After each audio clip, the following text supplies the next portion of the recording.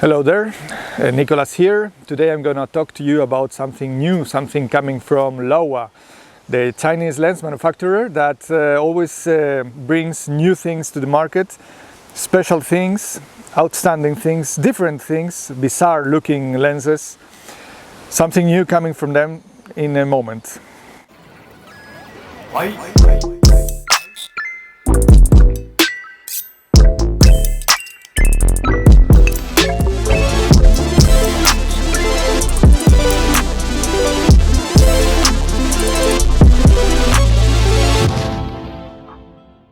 So you remember the Laowa 24mm lens, this one? This was a really bizarre looking lens, and it really delivers tons of performance in the ultra wide angle macro photography, as is this lens performing as well, the 15mm ultra wide angle lens, also from Laowa, and also macro. Incredible results with these two lenses. And specially designed for those that want to show also the environment of the animals we are capturing. Laowa also did the 25mm lens, this one, that could get up to 5 times magnification, coming from 2.5, and that also delivered a lot of sharpness, really nice micro contrast. And also the 65mm lens for APS-C bodies that could deliver up to 2 times magnification, such as this one, the 100mm full frame lens that also could get up to 2 times magnification, but allowing us also to do the 1:1. And now they're bringing something new, although it's not so new because it's a redesign of this lens, the 100mm. It's also a 100mm lens, but with manual aperture. I will show it to you in a second. So we have the same construction as in the other 100mm lens. It's really robust, it feels sturdy. It has the same retro looking style with the bluish ring here that gives some style to the design. We have all the information from the minimum focus distance and the aperture engraved on the lens itself. And the ring for the aperture, it's silent, so we don't have any clicks here when we move from one stop to the other one. We also have a 67mm protection UV filter on the front that will protect the lens, because inside we have like a floating system, you see, coming towards the lens up to 2 times magnification and going back closer to the sensor when we are focusing to infinity. So this UV will protect the lens from getting dust inside. It's not sealed, it's not a sealed lens, so if you want a sealed lens you will have to go to Canon's 100mm lens. And it doesn't have any stabilization, so you will have to get your own stabilization from your mirrorless camera if you have it, like the R6, or otherwise you won't have this stabilization. So no sealing, no stabilization. What do we get? We get 2 times magnification on this lens that you won't get elsewhere. No other macro lenses out there delivers 1:1 and 2:1 magnification on the same lens. Only another Laowa's lens does it, and it's the 65mm lens, but it's only designed for APS-C bodies, not like this one that it's designed for full frame bodies. So about construction, I think that's all. It feels robust and sturdy, so it will handle not so much torture, but it will be up to the task for almost everything. This lens has 12 elements in 10 groups, and it has a 24.4 angle of view. Forgot it, this is 638 grams, so it's not a heavy lens at all. It's a little bit more than the Canon's, but only a few grams. Being a 100mm lens, this lens is constructed for portrait photography and also macro photography, for product photography in controlled environments with good light, studio lights, etc. But being a portrait lens as well, it's difficult to handle because you need fast performance and fast focusing. And with this manual lens, you will have to be more patient because you don't have the autofocus like in other lenses. So if you really need fast focusing, then this is not your lens. This lens is more aimed for us macro photographers that usually focus manually always. So for us, the lack of autofocusing won't be an issue. So what's so special about this lens? This lens is a 2:1 macro, so we won't need extension tubes, we won't need close-up lenses. We have it all right here, and 2 times magnification, it's quite a magnification. As you will see in these examples here and here, you can see the difference between 1:1 and 2:1, and both of them performed with the same lens. And if you want more, you can get more. I mean, you have already 2 times magnification, you can get even further, adding an APS-C body or adding an extension tube as well. So you will be able almost to get up to 3 times magnification with this lens and some help.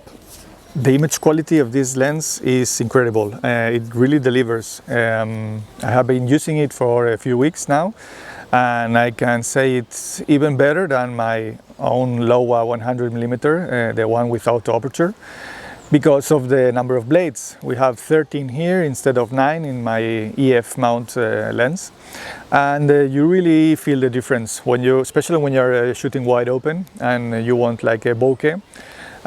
You will really see rounder shaped bokehs, and it really performs really nice. It's sharp, but it's also smooth, so it's sharp what it has to be, and smooth in the rest of the image. I really like it a lot, and sometimes I always used like older lenses coming from the 50s, like a Trioplan or Helios, to achieve these smooth bokehs. And now I think I will be confident to use this one, even although it's so sharp, because of the smooth, the smooth background it can deliver. Carrying this lens around for a while, it doesn't feel heavy at all. It's a real joy to use, and even though I didn't have stabilization in the lens, I got it from the body itself. The R6 body gave me 5-stop stabilization. So yeah, it feels really nice to have a manual aperture control from the lens itself. Here I'm using it and performing everything manually. And so for video it was also quite handy to have.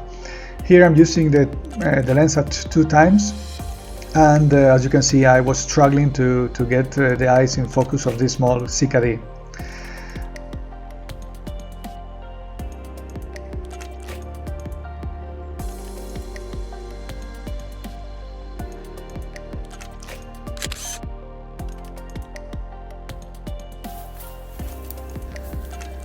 When using the lens, I also noticed that the metal focusing ring is a little bit slippery. Being metal, is not so, it doesn't have the same kind of amount of grip as the Canon, that it's completely rubber.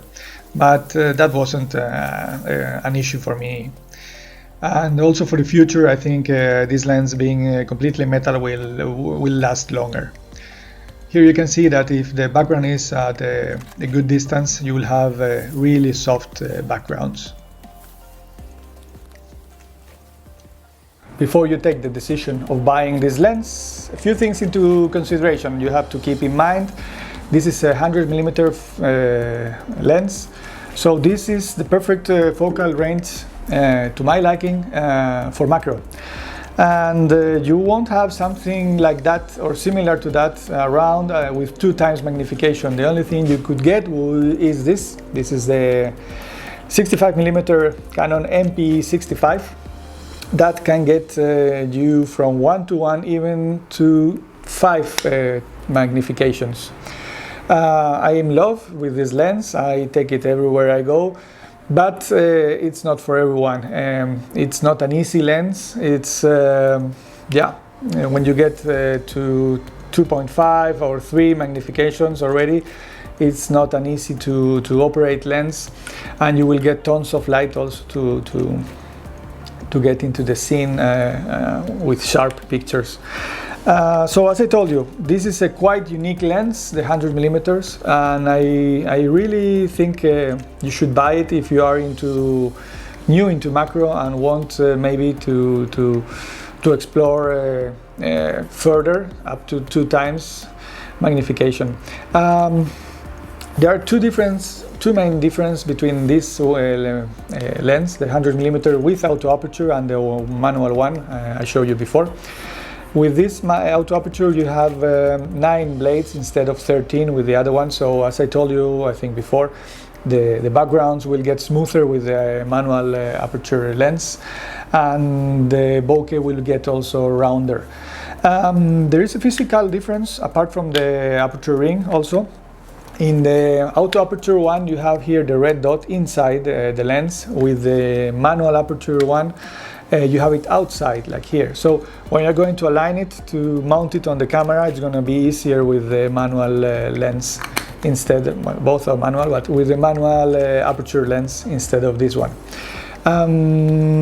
What else? Yeah, as I told you, it's a really unique lens, and if you want 2 times magnification, the only thing you can use is this one, or get your eyes on the Laowa 65, but that's only APS-C. So again, the only thing you will have as an option is this, the 24. But this is a wide angle lens. It's a 24mm that you have to get really close to your subject.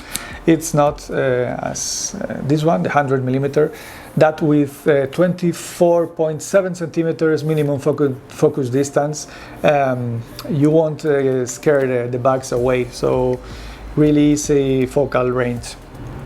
And finally, this is an apochromatic lens, Apo. So all the aberrations are really nicely controlled, and with this kind of technology I'm really starting to feel confident to use higher apertures like f13, something I don't usually use because I start to feel the images are soft, but with this lens I have been able to use these apertures, closer apertures. And as you see here,